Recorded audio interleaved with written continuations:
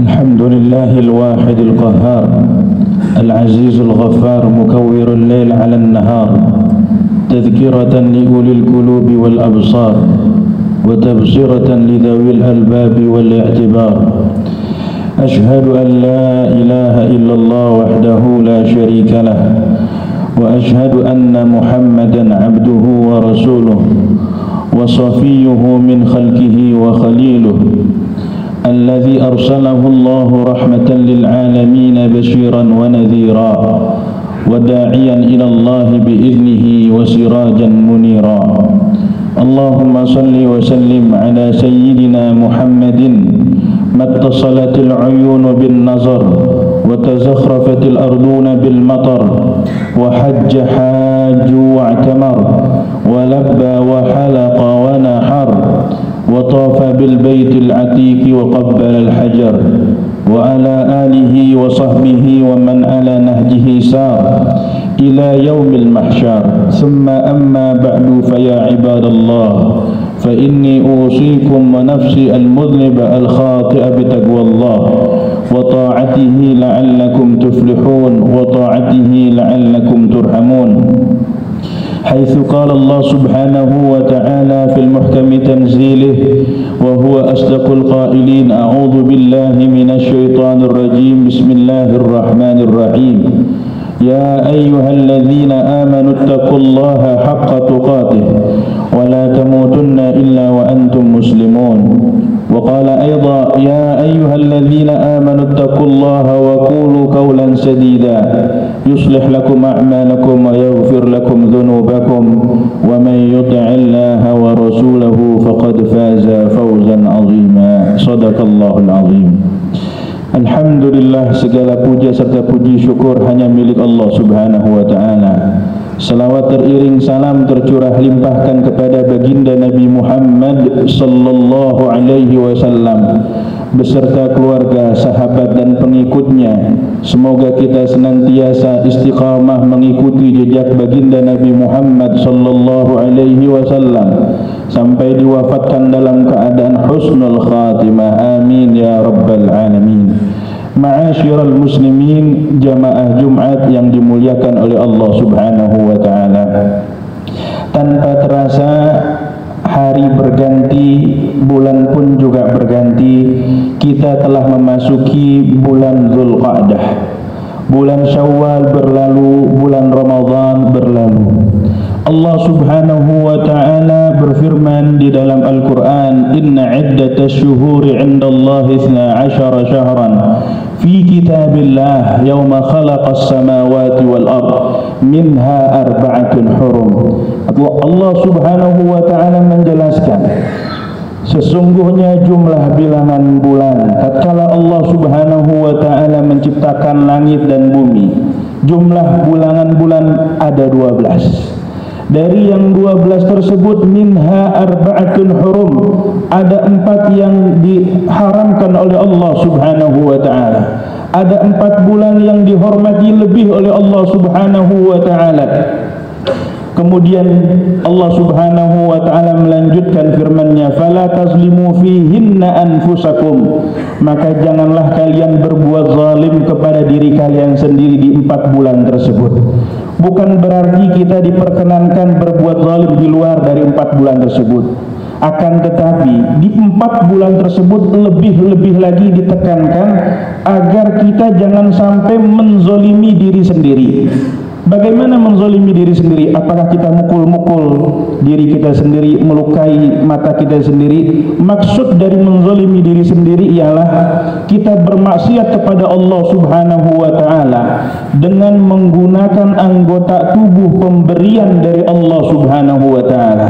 Kita menantang Allah Subhanahu wa ta'ala, melanggar perintahnya Allah Subhanahu wa ta'ala dengan mempergunakan anggota tubuh pemberian dari Allah.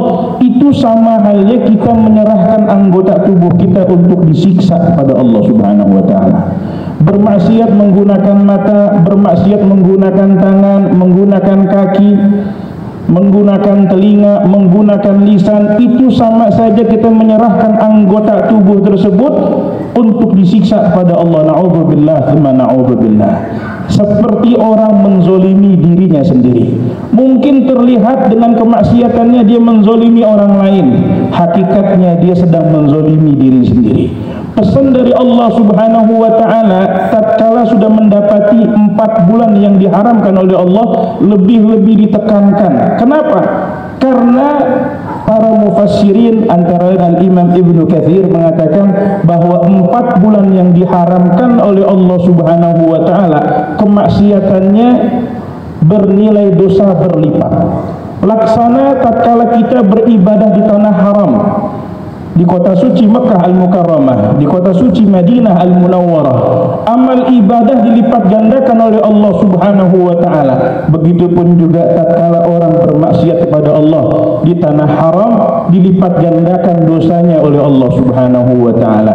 Mengkias dari hal tersebut, Al-Imam Ibnu Katsir menyatakan bahwa 4 bulan yang diharamkan oleh Allah, mereka yang bermaksiat, maksiatnya atau dosanya mendapatkan dosa berlipat di sisi Allah. Na'udzubillah, tsumma na'udzubillah. Di dalam Al-Quran tidak disebutkan 4 bulan tersebut, akan tetapi disebutkan oleh baginda Nabi Muhammad sallallahu alaihi wasallam yang dimaksud dari Ashhurul Hurum ialah salasatu mutawaliyat wa wahidatu fard. 3 bulan berturut-turut dan 1 bulan sendiri. 3 bulan yang dimaksud ialah bulan Dzulqa'dah, bulan Dzulhijjah, dan juga bulan Muharram. Ketiganya bulan berurut-urut. Yang saat ini kita berada di dalam bulan Dzulqa'dah.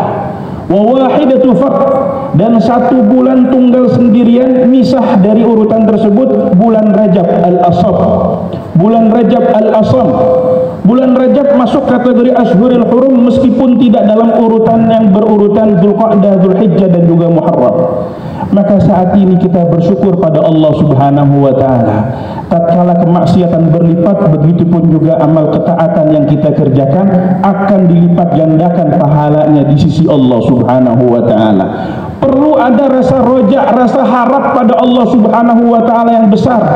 Begitupun juga harus ada rasa khauf, takut akan siksanya Allah Subhanahu wa ta'ala, takut berbuat maksiat, tetapi kita pun juga senantiasa mengharapkan ampunan pada Allah Subhanahu wa ta'ala, bahwa ampunannya Allah Subhanahu wa ta'ala lebih luas dibanding dosa yang kita perbuat. Di momen bulan Dzulqa'dah ini, marilah sama-sama kita tingkatkan ketakwaan kita pada Allah Subhanahu wa ta'ala. Baginda Nabi sallallahu alaihi wasallam berpesan, ittaqillaha haitsu ma kunt, takwalah kalian kepada Allah dimanapun dan juga kapanpun. Kemarin kita bisa bertakwa di bulan suci Ramadan, kompak dalam ketakwaan pada Allah Subhanahu wa ta'ala. Bulan Syawal masih bisa takwa pada Allah Subhanahu wa ta'ala. Maka besar harapannya di bulan Dzulqa'dah pun ketakwaan tersebut senantiasa istiqomah melekat dalam diri kita. Dimanapun dan kapanpun ada orang bertakwa dalam kesendirian, tatkala dia dalam keramaian hilang ketakwaannya pada Allah Subhanahu wa ta'ala. Ada orang yang bertakwa dalam masjid, keluar dari masjid hilang ketakwaannya pada Allah Subhanahu wa ta'ala. Ada orang yang bertakwa saat umrah dan haji, pulang dari umrah dan haji lepas ketakwaannya pada Allah Subhanahu wa ta'ala. Sementara pesan dari baginda Nabi Muhammad sallallahu alaihi wasallam, ittaqillaha haitsu ma kunt, takwalah kalian dimanapun dan juga kapanpun. Ma'asyiral muslimin, jamaah Jumat yang dimuliakan oleh Allah Subhanahu wa ta'ala. Di bulan Dzulqa'dah ini kita pun juga mendapati saudara-saudara kita yang sudah mendapati kabar baik akan mendapatkan panggilan dari Allah Subhanahu wa ta'ala, akan mendapatkan panggilan haji, menyempurnakan rukun Islam yang kelima. Maka alangkah baiknya kita yang belum mendapatkan panggilan haji tersebut, tatkala kita mendapati ada undangan mereka yang ingin melaksanakan kegiatan doa bersama, tasyakuran, atau apapun namanya, walimatul safar, walimatul haji dan sebagainya, kita pun juga hadir. Kenapa? Yang pertama, kita hadir mengejar minta pesan kepada mereka yang akan melaksanakan ibadah haji. Pesan yang pertama, minta titip doa. Titip doa kepada mereka yang melaksanakan ibadah haji. Kenapa? Karena tadi tempat yang disucikan oleh Allah, tempat yang diharamkan dihormati oleh Allah memiliki keunggulan yang lebih besar. Sekelas baginda Nabi Muhammad sallallahu alaihi wasallam, sosok makhluk yang paling mulia, suatu ketika Sayyidina Umar bin Khattab radhiyallahu anhu wa ardhah pengen melaksanakan ibadah umrah. Sayyidina Umar paham dengan adab, paham dengan etika, nggak langsung berangkat umrah tapi izin dulu dengan baginda Nabi Muhammad sallallahu alaihi wasallam. Diungkapkan ista'dzantu lin Nabi sallallahu alaihi wasallam lil umrah. Aku pernah minta izin kepada baginda Nabi Muhammad untuk melaksanakan ibadah umrah. Fa'adzina li. Baginda Nabi Muhammad memberikan izin kepadaku. Faqala, kemudian baginda Nabi SAW berkata, asyrikna ya ukhayya fi du'aik. Wahai saudara dekatku, senantiasalah hadirkan aku dalam setiap doamu. Inilah ucapan baginda Nabi Muhammad sallallahu alaihi wasallam, orang yang paling dekat aksesnya dengan Allah Subhanahu wa taala, dengan segala ketawaduannya meminta doa kepada Sayyidina Umar yang derajatnya lebih di bawah. Tetapi kenapa Sayyidina Umar sedang mau menghadap Allah melaksanakan ibadah umrah, momen tersebut dimanfaatkan oleh Rasulullah, nggak sungkan minta doa dengan Sayyidina Umar bin Khattab. Asyrikna ya ukhayya fi du'aik. Hadirkan aku wahai saudara dekatku dalam setiap doa yang engkau munajatkan nanti saat melaksanakan ibadah umrah. Sayyidina Umar bin Khattab bahagianya luar biasa mendengar ucapan baginda Nabi Muhammad SAW. Kenapa? Karena Sayyidina Umar dianggap oleh Rasulullah SAW ukhayya, saudara dekatnya Rasulullah SAW. Menjadi kebanggaan bagi Sayyidina Umar bin Khattab, diaku saudara dekatnya Rasulullah sallallahu alaihi wasallam. Maka lebih-lebih lagi kita ini sangat membutuhkan doa, sangat membutuhkan doa. Jangan kita berdoa saat lagi sulitnya aja. Kita butuh pada Allah lagi sulit, begitupun juga tatkala dalam kemudahan. Lagi menghadapi musibah, begitupun juga dalam bahagia kita butuh dengan doa. Lebih-lebih lagi momen-momen mereka yang berangkat nanti melaksanakan ibadah haji.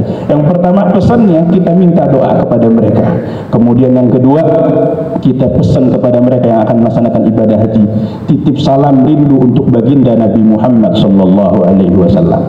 Titip salam rindu kepada baginda Nabi Muhammad sallallahu alaihi wasallam bahwa hari-hari kita senantiasa berselawat dalam tahiyat kita, dalam salat kita, berselawat dalam aktivitas kita. Sementara belum juga mendapatkan panggilan dari Allah untuk berziarahi makam Rasulullah SAW, maka paling tidak kita menitipkan salam dari jauh kepada mereka yang posisinya dekat secara jasad dengan baginda Nabi Muhammad SAW. Maka momen bulan Dzulqa'dah adalah momen yang sangat amat istimewa. Selain bulan yang diharamkan oleh Allah, begitupun juga bulan Dzulqa'dah, bulannya kita melepas banyak saudara-saudara kita yang melaksanakan ibadah haji. Mudah-mudahan suatu saat nanti kita pun juga kelak akan mendapatkan panggilan haji ke tanah suci dan berziarah kepada makam Nabi Muhammad sallallahu alaihi wasallam. Barakallahu li wa lakum fil Qur'anil azim. Nafa'ani wa iyyakum al ayati wa dzikril hakim. Taqabbala minni wa minkum tilawatahu innahu huwas samiul alim. Aqulu qawli hadza wastaghfiruh innahu huwal ghafurur rahim. Allahumma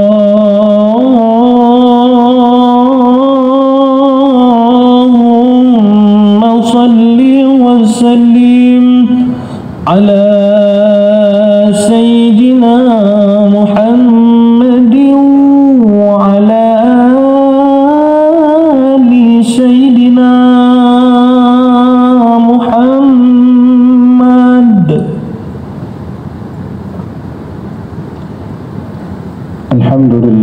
Alhamdulillah rabbil alamin wa sallallahu ala sayyidina Muhammadin Mustafa al-amin wa ala alihi at-tayyibin at-tahirin wa ashabihi al-ghurril mayamin wa ala man tabi'ahum ila yaumiddin alaina ma'ahum wa fihim bi rahmatika ya arhamar rahimin.